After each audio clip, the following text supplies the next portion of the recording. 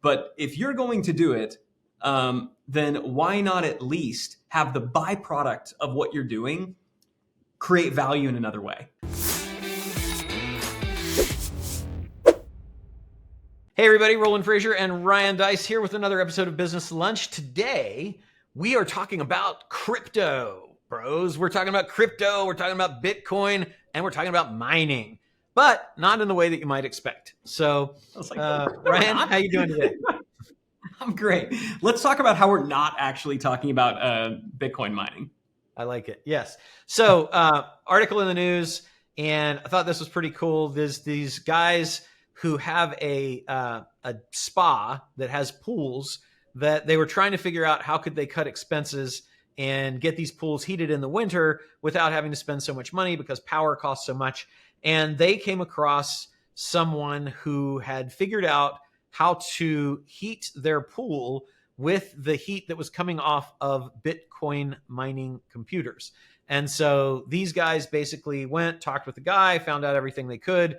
By some magic and voodoo, they've got their computers, which, you know, I perceive that there's a bed of computers on the bottom of the pool that is somehow running and generating heat and without electrocuting everybody. That's probably not the way, and probably why my version of it didn't work. But they did figure out some way to get a liquid around computers, and the liquid basically absorbs the heat from the computers as they do their Bitcoin mining. And then the heat is transferred to around the pool and makes the pool water warm and saves them a bunch of money. I thought that was really, really cool and innovative. And it goes to one of the things that we like to talk about, which is turning expenses into profits. That is definitely an expense of bit mining. How do you profit from it? You heat your pools with it and you save all the money you would have spent on energy. What do you think about that? Just what do you think when you hear that, Ryan? I think it's genius. I mean, because what you're doing is combining, two things that have been around for a really long time. And in my experience, the best of these kind of, arbitrage-y, expense to profit kind of things are just that, right? Yep. It's combining two things that have been around but have not been combined in a unique way. So a liquid-cooled computer has actually been around forever. Yep. Most computers are cooled by fans, but there have always been like supercomputers. I remember the early gaming computers when I was in college and I was looking to build my own computer when they just still ran insanely hot. I was looking at getting a liquid cooled kind of deal. And so all the parts that get hot, they're basically, sitting in liquid that's cycling around, sort of like you have with your air conditioning condenser at your home. So liquid cooled computers have been around for a while. Spas have been around for a while. But the genius of saying, you know what? We can combine a spa with Bitcoin mining. That to me is just why I love entrepreneurs. Again, say what you will about Bitcoin mining. I think it's, and what it does to the environment. But if you're going to do it, then why not at least have the byproduct of what you're doing create value in another way? Another great example of this, Kingsford Charcoal? I do. So Kingsford Charcoal, I think it's still like the number one charcoal brand. They sell the little charcoal briquettes. Supposedly, I haven't done all my own independent research and fact checking on this. This could all be apocryphal. But my understanding is that Kingsford Charcoal was originally essentially owned by Ford, or was associated with Ford Motor Company, because when they would have a car going down the assembly line, the car was getting welded and sparks are flying everywhere. And the car's sitting on top of these wooden pallets that by the time the car was done, the wooden pallets, had essentially been all burnt up and charred. And they used to throw them away. And somebody finally got the wise idea of, hey, what if we were to take these wooden pallets and give them some additional char, chop them up, bag them up and sell it as charcoal, right? And that became Kingsford Charcoal. Again, the story could be, slightly apocryphal or different, but it's the same concept. Yeah, I love that. I wonder if that, because that sounds very similar to Duraflame logs, which was basically the guy that saw all the sawdust from the sawmills and said, yep, what if I put this with wax and created a longer burning log that worked for everybody, and then built a huge business off of it? Because ever since I heard that story, and that's been a long time ago, I've been wanting to create a Duraflame log kind of situation. So I wonder if we need to just start hanging around factory floors and seeing what are the waste products that are coming off that we can do something with. Somebody did. Yep.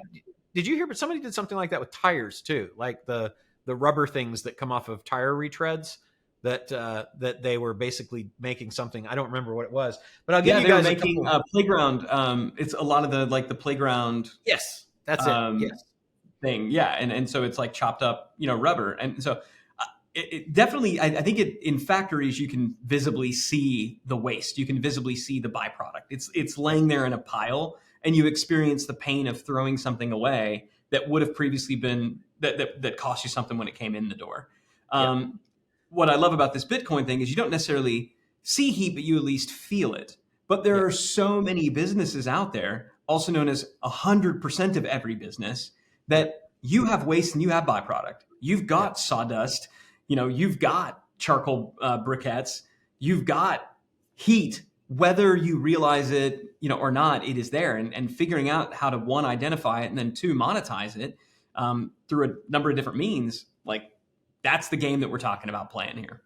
Yeah, and so a few examples. The one that got me onto E2P, we call it expenses to profits. The first was I think it was a 2006 article in Newsweek where they were making fun of Jeff Bezos for. It said the headline was something along the lines of Jeff Bezos wants to run the back office of your company or the tech of your company or something. Wall Street wishes he would just mind the store, and then AWS, Amazon Web Services, went on to become a multi-billion-dollar company and more profitable than all of Amazon's other enterprises and operations combined, which is kind of insane. That's one. And Bezos back then was saying, he was looking back to the early 1900s and saying that, and one of the guys that was actually there at those meetings was Xing. I guess you don't tweet anymore, so he was Xing on X. We still have to call it tweeting. He was tweeting on the platform formerly known as Twitter, and he said that Jeff was in those meetings passionate about how in the early 1900s every factory needed to have its own generator, and that that didn't make any sense, and so power companies ultimately were going to come into vogue, and that's a pretty good business, and that he looked at it as almost like a utility play of saying, why should every business have to have a data center? Data centers should be available so that businesses have access to them just like they do power, water, etc. And that's, turned out that he was right, and he'll probably end up making something of himself.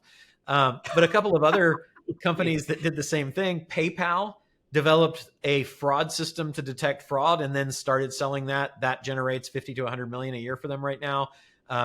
Walmart created logistics and warehousing systems, and now they make those available, and they also offer third-party fulfillment services, just like Amazon does.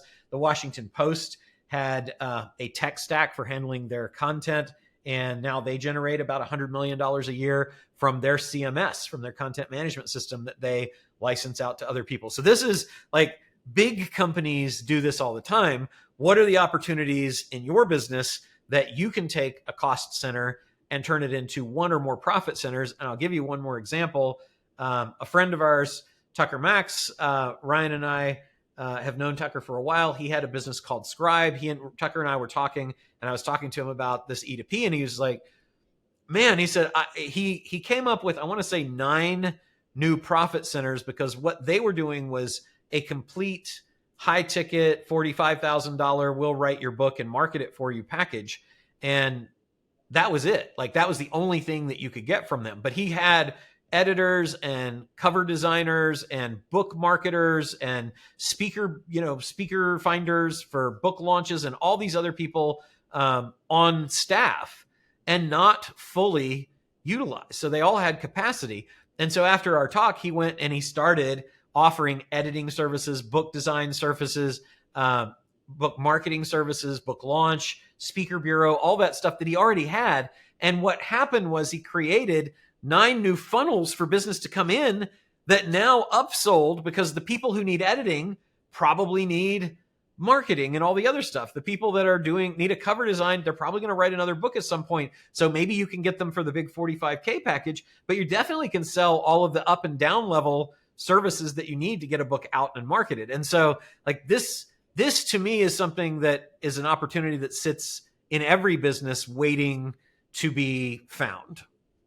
Yeah, and I love in every single one of those examples, the CEO wasn't sitting there saying, what's another business we should start from scratch, right? In every case, they started with what they already had that was presently classified as an expense, right? This is not a profit center. This is a cost center, right? So, I mean, Amazon, they already had a lot of data warehousing kind of things. They had it, and it was a massive cost. And they were like, what if we took some of this excess capacity, opened it up? Could we transform it into a profit center? It's their sawdust, right? Like what are the byproducts of what you already make right now? What's your sawdust? Identify that, or your pallets, right? Once you've identified what's the waste in your business, then you have the opportunity to say, how can I transform what I'm already doing into something good?